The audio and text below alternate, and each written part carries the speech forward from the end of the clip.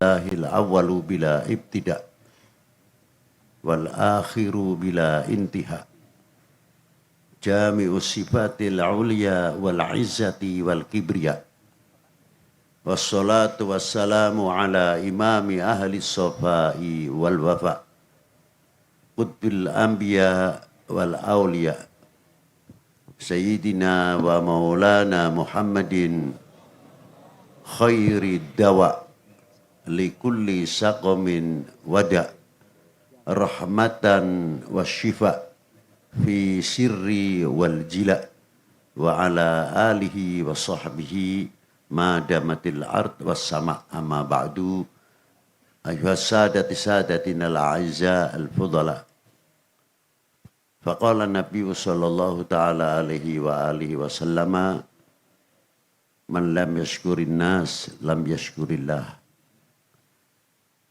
Pada malam hari ini kita bersama-sama melahirkan ucapan terima kasih, sedangkan untuk mengganti kalimat terima kasih yang lebih baik belum ada, belum kita ketemukan.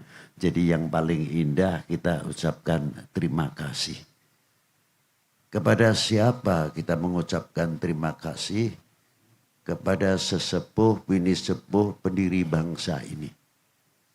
Dan para pejuang-pejuang kita, pejuang kami, para pendahulu yang mempunyai andil besar atau kontribusi yang sangat luar biasa.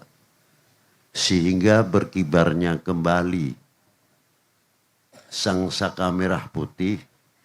Karena kita sadar bahwa bangsa Indonesia, kami semuanya ini mempunyai kehormatan bangsa. Mempunyai harga diri. Mempunyai jati diri. Karena kehormatan itu mau terinjak. Atau harga diri kita ini mau terinjak. Bahkan sudah terinjak. Maka bangkitlah para sesepuh, pinesepuh, para pendahulu. Coba kita angkat dari yang pertama.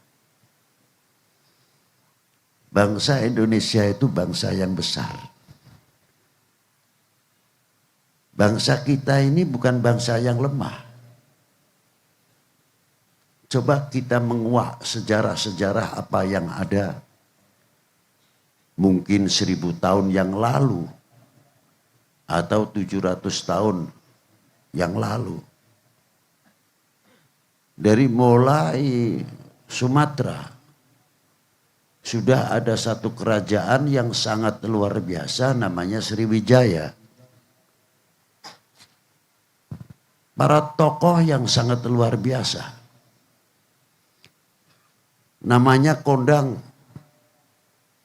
Pada waktu itu dalam dunia nasional maupun internasional kenal kepada Sriwijaya. Kita tarik ke Kalimantan. Mula Warman. Bangsa kita. Yang sangat harum namanya. Luar biasa. Kita tarik ke Jawa. Mulai Selendra. Dan lainnya. Kita tarik ke Jawa Barat. Siapa yang tidak kenal dengan Prabu Ciungwanoro? Yang menurunkan kerajaan-kerajaan khususnya Pajajaran. Apalagi Blambangan, Mataram kuno. Sudah begitu kuatnya luar biasa. Itulah nenek moyang kita. Langsung ataupun tidak, beliau-beliau adalah sesepuh-sesepuh bangsa ini. Jadi kalau kita melihat menengok sejarah tersebut, bangsa kita, bangsa Indonesia bukan bangsa yang main-main. Bukan bangsa yang disepelekan, tidak bisa. Berkonflik antar kita sendiri. Contohnya pada waktu peristiwa Singosari dengan Daha. Padahal satu rumpun, satu agama yang dilahirkan dari seorang perempuan yang sudah terkenal dalam sejarah Kendedes. Menikah dengan Tunggul Ametung. Mengeluarkan anak Lembu Peteng atau Wong Adeleng.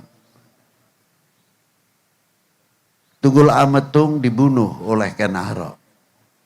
Meninggal dinikah oleh Ken Arok. Mengeluarkan keturunan sampai ke bawah Raden Wijaya. Sedangkan Wong Adeleng ataupun Lembu Peteng melahirkan ke bawah Jaka Katwang. Dua kerajaan ini yang telah dibagi oleh Erlangga pada waktu itu terus bersiteru. Tidak lepas membawa korban banyak.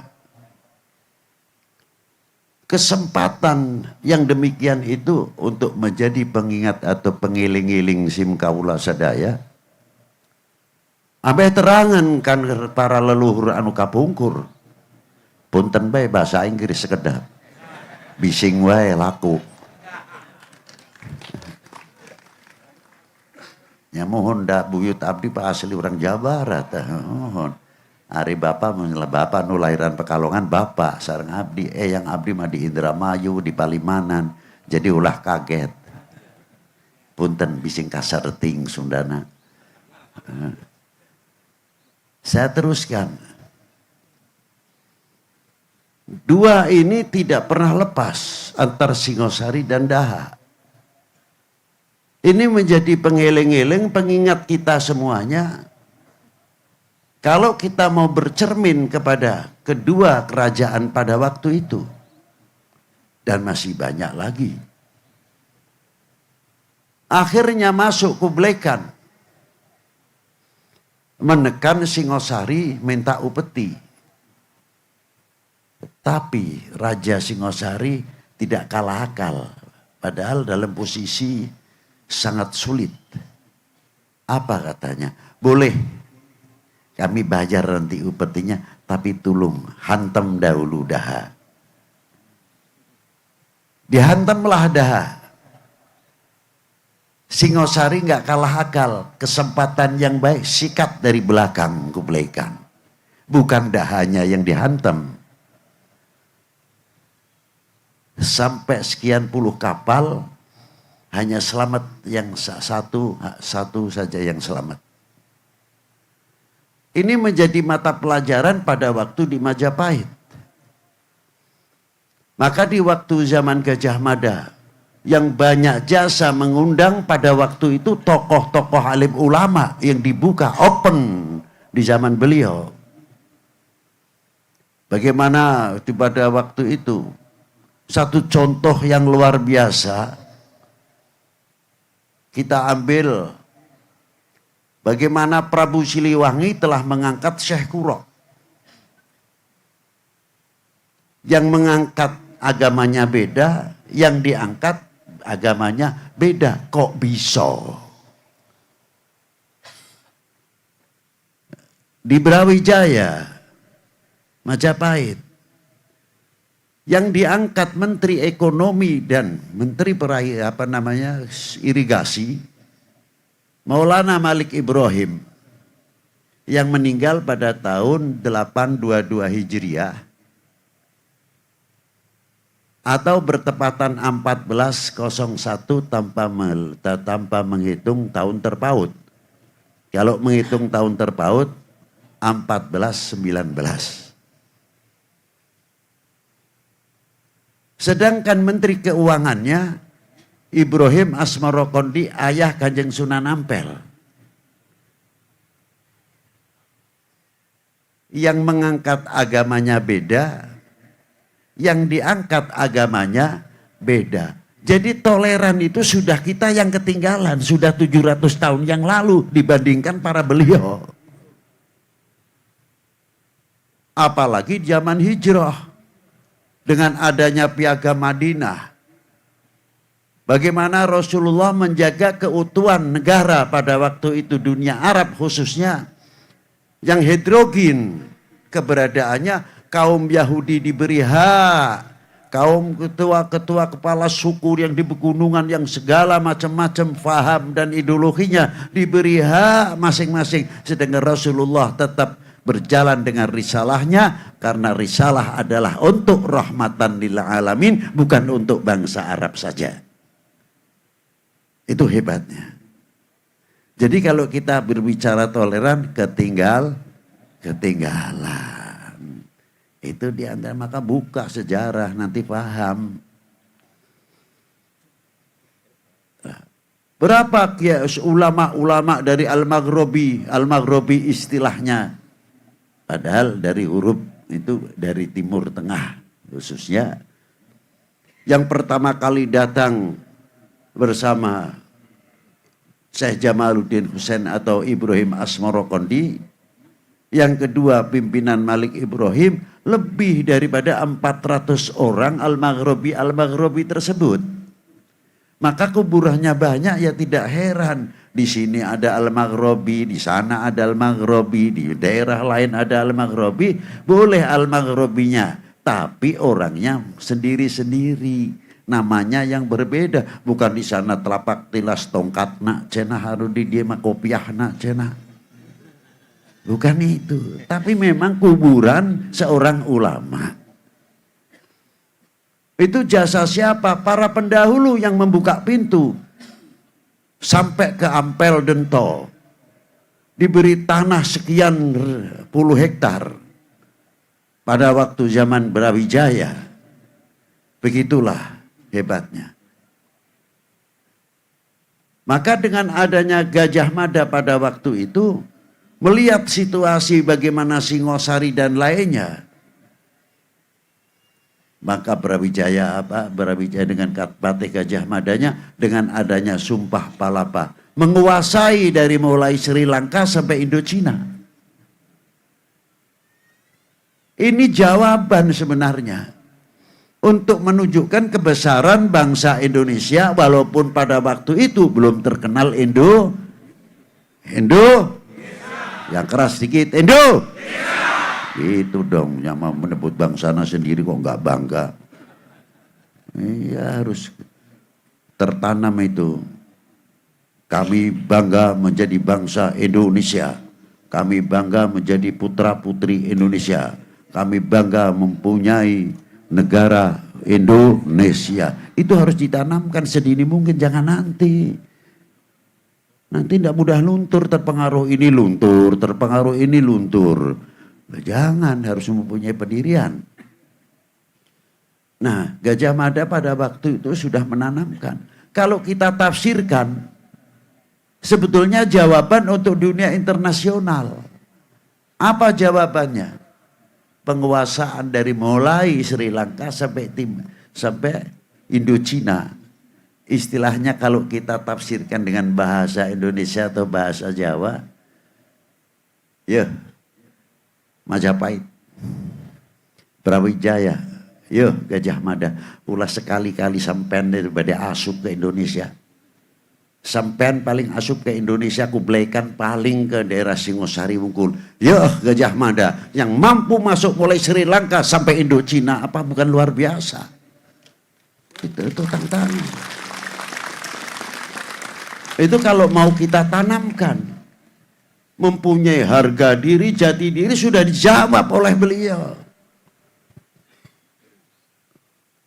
Inilah sejarah pentingnya. Mari kita kembali kepada perjuangan para sesepuh, para bini sepuh, para pendahulu. Dari mulai Aceh. Apakah Islam masuk Indonesia itu abad ke-7 saja? Tidak. Sudah mulai abad pertama di zaman sahabat Utsman radhiyallahu taala anhu sudah masuk ke Indonesia. Luar biasa. Sejarah telah membuktikan timbulnya pecah belah mulai zaman Bani Umayyah setelah Sayyidina Ali Timbul lagi Bani Umayyah tersingkir menjadi Bani Abbas, Utsmani dan lain sebagainya. Lalu ulama-ulama kita satu sisi harus mensiarkan agama, membawa misi rahmatan lil alamin dari baginda Nabi sallallahu alaihi wasallam. Bagaimana di Aceh pada waktu itu perjuangannya, dan yang lain-lain sampai ke bawah, sampai ke Jepara khususnya, sampai ada benteng Portugis.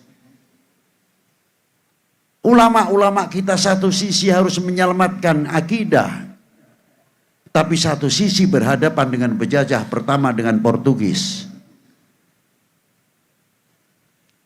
Spanyol, Inggris, dan lain-lainnya mungkin. Timbul antara sesama kita terkadang pecah belah. Akhirnya sejarah juga mencatat begitu hebatnya kejayaan Islam pada waktu zaman Aceh. Tapi sayangnya pertahanan yang hebat luar biasa di Malaka yang dipimpin oleh Mahmud Syah atau Sultan Mahmud Syah digoyang dari dalam. Goyangan dari dalam memberikan kesempatan kepada oknum-oknum yang akan menjatuhkan Mahmud Syah di Sultan Malaka. Ini peringatan untuk kita. Peringatan untuk kita semuanya. Boleh partai banyak. Iya kan? Silakan mau. Nah, namanya demokrasi, tapi ingat Indonesia cuma satu. Setuju? Partai boleh banyak, Indonesia cuma setuju? Harus gitu dong. Bendera partai silakan, mau bawa 100, mau bawa silakan. Tapi merah putih cuma ada yang menggoyah merah putih. Setuju kalau merah putih digoyahkan? Betul, itu jawaban. Nah, itulah. Tapi jangan tidak, buktikan kalau tidak. Ucapan tidak itu paling gampang. Buktikan kalau kita tidak. Boleh beda partai, Indonesia cuma satu. Tetap kita bergandengan tangan. Tidak memberikan kesempatan oknum-oknum manusia yang akan menggoyahkan NKR harga. Setuju kalau Indonesia pecah belah? Nah, itu harus dong. Ini kalau kita tahu sejarah lain, nantinya kita buka sejarah. Jatuh Sultan Mahmud tahun 1511. Bahkan Sultan Abdul Fattah Demak mengirimkan putra kesayangannya Adipati Yunus untuk membantu Sultan Malaka supaya tidak dikuasai oleh Portugis. Tapi sayangnya Adipati Yunus di perjalanan antara Palembang, kapalnya terhantam gelombang luar biasa, terpaksa minggir dan Malaka jatuh. Beliau pulang dengan pasukannya, diberi gelar Pangeran Sabrang Lor. Itu asal-usulnya. Ini contoh. Jadi perjuangan Wali Sembilan tidak cukup itu saja. Tapi satu sisi bagaimana perjuangan para beliau-beliau tersebut. Apakah beliau-beliau masuk di dalam masyarakat kita ini dengan pedang? Lah. Atau jadi pengompor? Tidak. Kamu kan masyarakat, itu kan pimpinan Brawijaya kan siapa dia? Nanti ke Jawa Barat, lain lagi. Tidak. Wali Sembilan datang ke Indonesia sebelumnya, mengapa melalui pintu dahulu? Pintunya mana? India. Sebab apa di India? Sebab di India ada jalan sutra dari Cina, India, Persia yang menghubungkan Yathrib. Yathrib itu Madinah sekarang. Maka di zaman Rasulullah dihidupkan kembali jalan sutra tersebut yang mendatangkan tekstil pakaian-pakaian yang luar biasa dari dunia Arab, balter, ilmu kesehatan, obat-obatan, kedokteran dan lain sebagainya sudah berjalan. Maka ditiru oleh anak cucunya Wali Sembilan masuk ke Indonesia, bukan kayak Habib Lutfi. Datang sudah dikerumunin orang, salaman, berebutan, ada lagi pakai selawat lagi, belum nanti amplopnya berapa kan nggak tahu. Enak, belum apa-apa sudah dapat begitu. Coba kita bayangkan sesepuh-sesepuh kita pendahulu. Pertama kali masuk ke Indonesia banyak yang belum beriman. Beliau masuk. Apakah beliau masuk ke Indonesia langsung adu kesaktian? Tidak. Jangan dikira ulama-ulama kita masuk ke sini adu kesaktian dikadek hentem peterak. Dibedil hente terak, bisa mapa dicai, bisa hiber hente. Ya, ketinggalan zaman. Dengan apa para beliau masuk ke Indonesia? Membawa misi rahmatan lil alamin. Dengan dunia perdagangan, dengan dunia ekonomi, dengan dunia pertanian. Apa tidak luar biasa para beliau masuk? Lah itulah. Sampai dihubungkan bagaimana pada waktu itu para beliau dengan dunia pewayangan. Apa itu? Huh?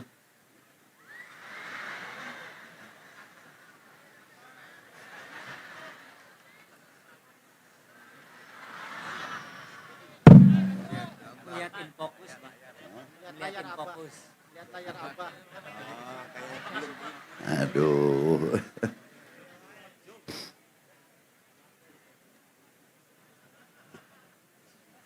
Bagaimana pada waktu itu para sunan menggunakan pewayangan. Tidak merusak wayangnya.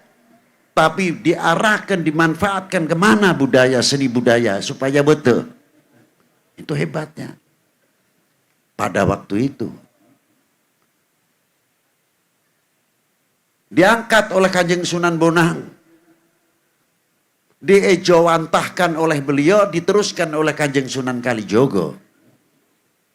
Mengapa Kanjeng Sunan Kalijogo? Tahu artinya Kalijogo? Kali itu aliran.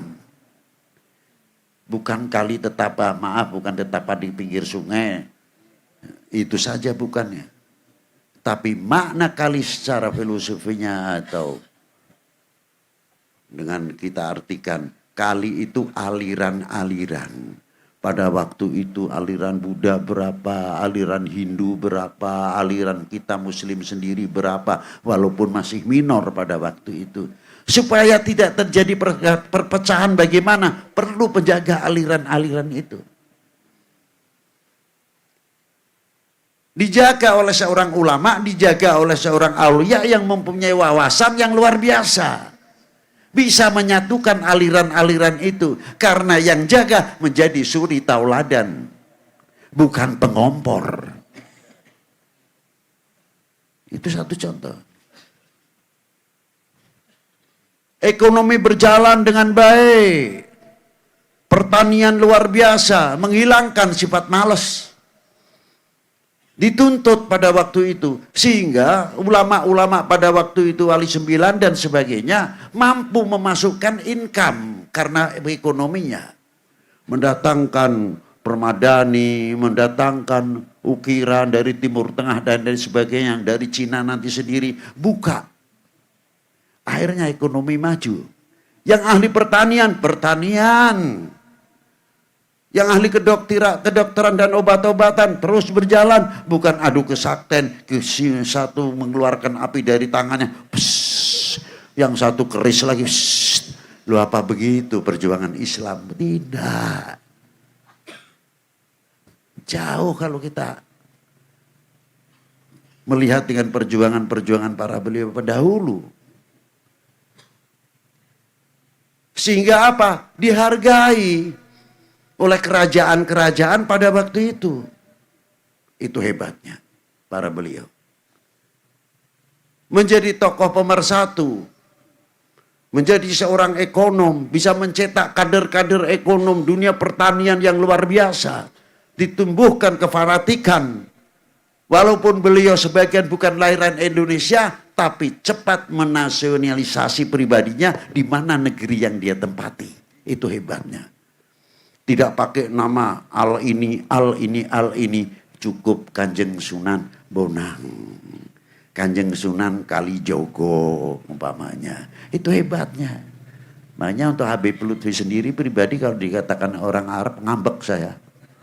Loh kenapa? Loh kakek saya sudah dilahirkan Indonesia masih di Arab-Arabi terus. Loh, saya bangsa Indo. Keturunan boleh-boleh saja, mau Arab kayak mau Cina, mau Belanda. Tapi tetap kebangsaan Indo. Harus kan begitu.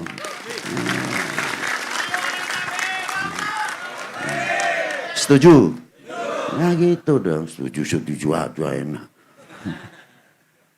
Lah ini satu contoh bagaimana beliau masukkan kompak, rukun, menghindari segala bentuk perpecahan atau khilafiyah.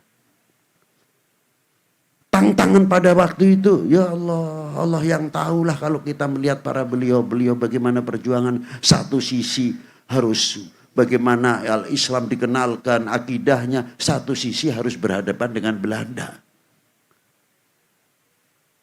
Diteruskan oleh Sultan Agung sampai para pahlawan-pahlawan kita dari mulai Sumatera, Tengku Umar, Cek Ditiru, Cut Nyadin, Cut Mutia, Singamangaraja, sampai ke Jawa, dari mulai Maulana Hasanuddin ke bawah Banten.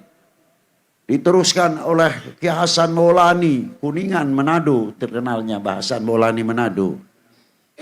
Diteruskan oleh kesepuan-kesepuan yang ada. Seperti di Jawa Tengah masyhurnya Diponegoro, Kiai Mojo, Sentot Prawiro, Dirjo, Ibu Kartini dan lain-lainnya. Ikut andil besar dalam menanamkan rasa Handarbeni memiliki, artinya nasionalismenya tertanam sudah jauh, merasa memiliki Handarbeni kepada bangsa dan republik ini. Lah itu hebatnya. Sampai diantaranya apa? Bagaimana menanamkan Kanjeng Sunan pada waktu itu, Sunan Bonang, membuat satu contoh mendidik kepada publik masyarakatnya. Lamun saya abdi mana yang nonton wayang mah tinggalnya kesaktian wungkul sareng biduana. Nah. Tapi filosofinya yang lebih jauh kita terangkan sulit. Coba kita belajar kepada terutama Prabu Kresna. Sebelum beliau menjadi seorang penata, noto orang Jawa bilang. Sebelum menjadi seorang noto, sudah belajar menata. Step by step. Luar biasa. Begitu dia menjadi sang noto, sudah mempersiapkan. Tapi belum cukup ternyata. Harus ada 5 hal yang harus dikuasai oleh beliau. Yang pertama apa? Mandita. Punya ilmunya ulama. Punya ilmu agama sekalipun beliau bukan ulama. Tapi punya ilmu ulama. Yang kedua, kaca benggala. Kalau dalam dunia pewayangan mungkin weruh sak jeroning winara. Tapi padahal bukan itu. Mendidik kita ilmu intelijensi. Bukan hanya untuk kita, oh ini akan terjadi begini. Bukan. Sejauh mana kita mempunyai ilmu intelijen. Ini akan kejadian apa? Akan menimbulkan pecah belah, akan menjauhkan kepercayaannya kepada ulama, kepada tokoh agama. Apakah ini akan menimbulkan perpecahan, menjauhkan kepercayaannya kepada pemerintah, apa menjauhkan kepercayaannya kepada TNI Polri, menjauhkan kepercayaannya kepada bangsa kita sendiri? Itu. Bukan kaca benggala, wah ini rusak joring winara, tidak. Kita tanggap selaku bangsa ini atau tidak? Sehingga telinga kita, mulut kita mempunyai filter. Tidak sembarangan kita mengeluarkan ucapan yang berakibat memecahkan bangsa dan umat ini. Tidak mudah. Telinganya pun tidak asal ngamirengkeun ngadengek wungkul. Wah, ini jerit berita yang belum jelas sudah rame begitu. Apa karakter bangsa kita itu begitu? Saya jawab, tidak. Bangsa kita mempunyai leluhur, punya akhlak yang luar biasa. Betul? Kita tiru. Coba. Kita itu sudah dicontohi oleh baginda Nabi. Langsung dari Allah Ta'ala. Apa? Kalau sholat, sebelum sholat itu wudhu dulu belum? Wudhu kan? Sudah diberi filter. Telinga kita sudah biasa disucikan. Untuk menyaring mana berita yang tidak benar dan yang benar itu. Mana yang harus disampaikan, mana yang tidak. Ini punya filter. Barakatul wudhu. Bukan sekadar syarat sholat saja. Mulut kita bagian yang kena wudhu. Bisa ngatur tutur kata kita tidak. Sebab mulut kita sudah dibersih oleh air wudhu. Eman kalau sudah bersih dikotori. Mata kita juga bagian yang kena air wudhu. Pandangan kita sejauh mana, wawasan kita jauh atau tidak.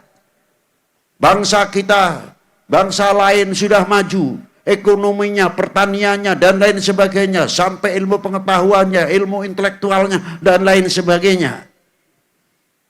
Kita mulai tumbuh fanatis terhadap bangsa ini. Yang sangat rasional. Bagaimana cara memajukan ekonomi kita? Ayo kita ganti. Apa diantaranya? Jambu Indonesia, bukan jambu Bangkok. Kates Indonesia, bukan California. 7. Ganti robah itu. Supaya apa? Ekonomi kita meningkat. Karena kita bangga terhadap produksi dalam negeri, bangga terhadap produksi bumi pertiwi ini. Kalau ekonomi akan maju. Tanamkan sebelum memberikan keuntungan orang lain, keuntungan bangsa sendiri dahulu. Nah itulah diantaranya.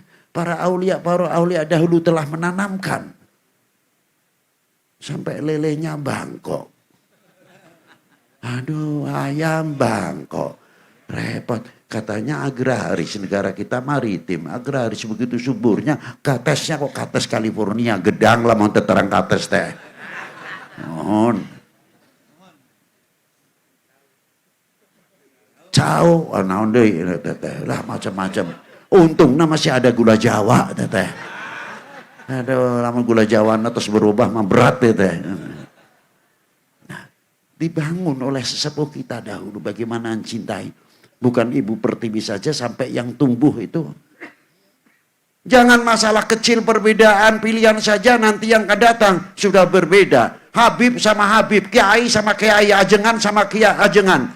Sudah beda nantinya. Bagaimana akan memberikan contoh persatuan yang baik kalau kita masih begitu caranya? Betul? Betul-betul aja. Itulah. Ayo kita galang kesatuan persatuan karena itu bagian pertahanan nasional. Ketahanan nasional bukan tentara polisi saja yang namanya ketahanan nasional, termasuk ekonomi, pertanian, pendidikan itu bagian daripada pertahanan nasional. Milik siapa? Milik kita semuanya. Maka kita pagari supaya Indonesia tetap jaya. Bangga dan jadi bangsa Indonesia? Harus bangga dong, harus gitu. Nah itulah diantara bagaimana perjuangan para beliau. Kalau sudah ilmu intelijennya mateng, tidak mudah dipecah belah. Yang kedua mempunyai cupu manik hastogino untuk menyimpan. Kesaktiannya Krishna orang besar seperti apa kalau sudah masukkan cupu manik jadinya kecil. Bukan itu. Cupu manik hastogino menyimpan rahasia. Rahasia bangsa ini. Rahasia negara ini. Rahasia umat ini. Jangan kita buka. Jangan salahkan oknum bangsa lain kalau mencela kita karena kita yang membuka sendiri. Itu kan? Sadar harusnya itu. Yang keempat mempunyai Wijoyo Kusumo. Kembang Wijaya Kusumo bukan untuk menghidupkan orang yang mati, tidak. Coba.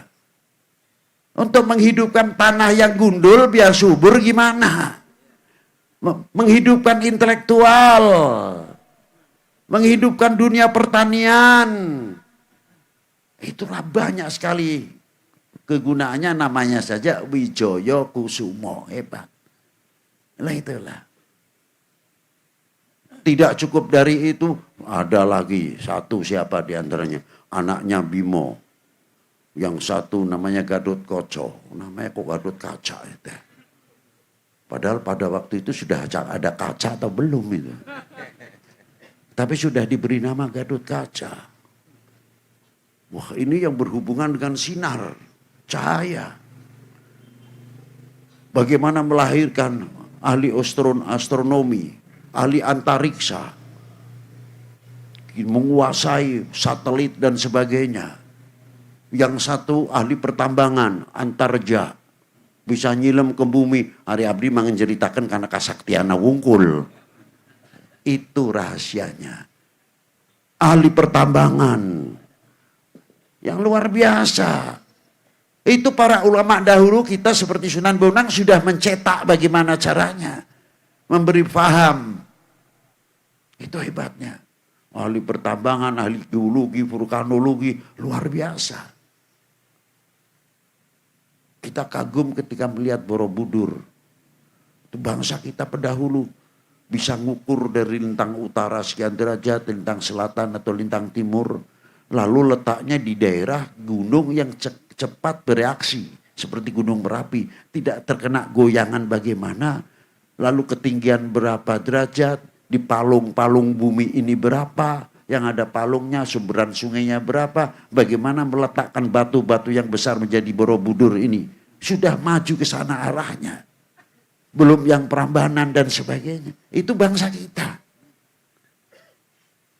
Wali Sembilan pun juga bagaimana membangun masjid. Pakai kayu-kayu dahulu. Kok tidak seperti sebagaimana Timur Tengah. Bangunan yang seperti sekarang mewah-mewah. Diperhitungkan. Kayunya cukup sederhana diambil. Yang penting memakmurkan masjid. Masjidnya bisa melindungi fuqara wal masakin. Masjidnya bisa melindungi pemuda-pemuda anak-anak kita yang putus sekolah. Yang mau meneruskan sekolah, yang ke bawah perguruan tinggi. Nih begini masjidnya nih. Maaf jangan tersinggung. Coba. Itu diantaranya. Para beliau sampai sejauh itu pola pikirnya. Hebat sekali. Tidak cukup dengan masalah falsafah tadi. Masalah Krishna saja. Sampai bagaimana menanamkan nasionalisme kepada publik daripada bangsa ini. Duka abdi mah terang lamun di dia. Lamun di Jawa khususnya lamun badhe ngadamel bumi. Parantos dipasang kuda-kudana. Pasti ayah tiwu, ayah pare, ayah janur. Masih ayah kene? Alhamdulillah. Ya. Terus apalagi pisang dan lainnya. Baru merah putihnya dipasang. Padahal pada waktu itu bendera Belanda, Hindia Belanda masih berkibar. Di instansi pemerintahan Hindia Belanda. Kunaon Balandana teh cicing. Itu yang saya heran. Diam. Karena apa? Ditutupi oleh janur, oleh tebu, oleh padi, oleh kelapa, pisang. Belum lainnya. Nanti pada waktu mau membalut merah putihnya di tiang yang tengah itu. Pakai baca manakib, ayah nu pakai baca maulud, ayah nu pakai sholawat dan lain sebagainya, pakai kemenyan. Lamun lain Walanda liwat, mungkin, culture, no problem. Mana be bodoh. Nah, itu hebatnya. Baru dipasangkan merah putihnya. Filosofianya di mana falsafah yang istimewa? Yang saya tanyakan, Kira-kiranya pasang reng, pasang usuk nanti gendeng, itu sampai 10 hari atau 1 minggu terkadang hampir 10 hari lebih. Kira-kiranya kalau musim halodo, janurnya yang kuning cantik begitu berubah warna tidak? Berubah, layu. Tiwuna, sami. Parena, semangkin coklat, asak, kupanas. Tadina koneng. Pisangna, kelapana, sami. Merah putihnya berubah tidak? Tidak, itulah maksudnya. Tidak mudah dipengaruhi. Merah putih tetap jaya. Lah itulah hebatnya. Filosofi para pendahulu. Diteruskan oleh para beliau-beliau. Makanya kalau Habib Lutfi ditanya, Bib, istimewanya ziarah wali 9 apa sih Bib? Aduh, sieun tidak. Era terang-terangan. Lamun ditanya, era. Oh, itu karena barokah sareng karomahna, aduh luhur teuing gitu no kita mah. Iya mah cukup era bae, coba lamun dibantun ke mana-mana era, insyaallah jadi. Kunaon sebab erana? Coba. Tidak ada kuburan wali 9 yang sepi. Terserah mau faham, mau tidak terserah. Saya tidak membicarakan faham. Tapi saya buktinya, realitianya yang ada. Tidak ada dari mulai Banten, makam wali 9, Maulana Hasanuddin Banten, Maulana Syarif Hidayatullah, sampai Sunan Giri, Sunan Ampel. Tidak ada yang sepi makamnya. Ramai. Setiap hari itu tidak mati 50 bus rombongan-rombongan. Dari Sumatera, kadang dari Kalimantan, dari Jawa Barat, dari Jawa Tengah sendiri, dari Jawa Timur. Rombongan ziarah-ziarah. 50 bis paling tidak per hari. Uangnya datang sendiri. Lingkungan Bali 9 sudah membangun ekonomi kerakyatan. Mana nuti isen. Ekonomi nak di lingkup Bali 9. Maulana Hasanuddin rame gitu. Syarif Hidayatullah, Habib Hussein Luar Batang, sampai ke Maulana Datul Kafi, sampai ke Sunan Kudus, Sunan Bonang, Raden Fatah, Sunan Muryonu, naik begitu luhur. Tuh, orang dagang di atas, saya bilang itu mau dagangan sama kuburan atau gimana? Rame. Orang sudah meninggal 500 tahun, 400 tahun lebih sedikit. Masih mampu membuat ekonomi kerakyatan. Lalu kita yang hidup ini kemana? Masih males terus. Berarti kalah dengan orang mati.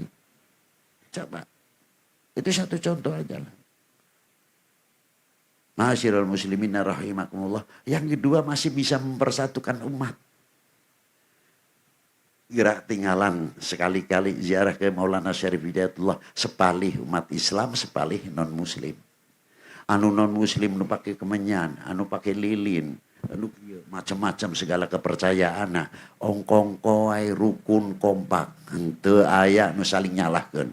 Eta lilina panjang ting sampean. Eta menyana ageng ting hidung pangambung abdi teh, aduh selepek gitu teh bauna.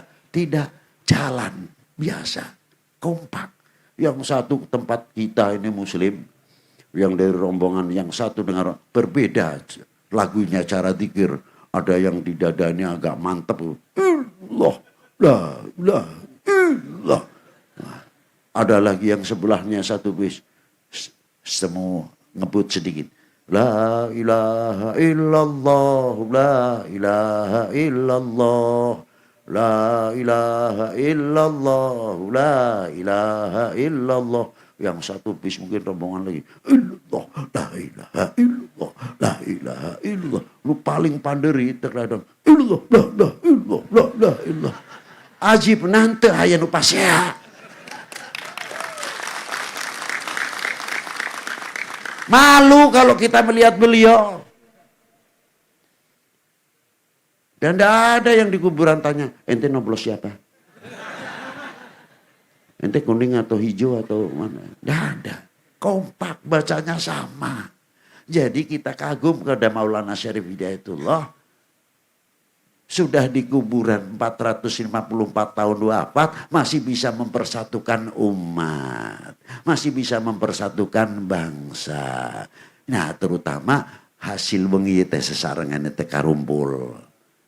Melahirkan naon syukur kehadirat Allah Subhanahu wa taala bahwa kita ingat kepada para pendiri bangsa, merah putih berkibar kembali. Kita terkadang kirapkan, orang yang tidak tahu kirap kan lain. Lagi-lagi kirap ini maksudnya apa? Kirap itu untuk mengingatkan kita. Di dalam merah putih itu ada 3 hal. Yang pertama kehormatan bangsa, harga diri bangsa, jati diri bangsa. Dikirapkan sampai ingat terus, diingatkan terus. Harga diri bangsa, jati diri bangsa. Tunjukkan bahwa kami bangsa yang besar, tidak mudah dipecah. Itulah itu yang penting. Sudah Beb, jangan kepanjangan, sudah malam saya kan pulangnya jauh Beb. Kasindir cenah. Lanjut ngadoer. Itulah diantara yang bisa saya sampaikan. Semoga Allah Ta'ala memberikan kemanfaatan. Mari dengan adanya 17 ini kita tunjukkan syukur kita kepada Allah dan syukur kita kepada para pendahulu. Jangan sampai kita menjadi bangsa yang mengecewakan para beliau. Jangan sampai bikin nangis para beliau di dalam barzahnya. Kalau setelah dimerdekakan kok malah kita munculnya pecah belah. Nah itulah. Maka peringatan 17 Agustus bukan hanya untuk yang kemarin itu, khususnya yang kemarin 17. Tapi coba tiap kampung kita adakan. Ceritakan bagaimana kita peringatan kecil, entah itu tahlilan, kirim doa sesuai agama masing-masing. Kita hidupkan kembali. Ambeh naon, baru dah generasi penerus ke depan sadar, tahu atas perjuangan kesepuan kita. Itu yang kita harapkan. Terima kasih. Mohon maaf sebesar-besarnya apabila ada tutur kata yang kurang berkenan. Wabillahi taufiq wal hidayah wal afu minkum. Wassalamualaikum warahmatullahi wabarakatuh.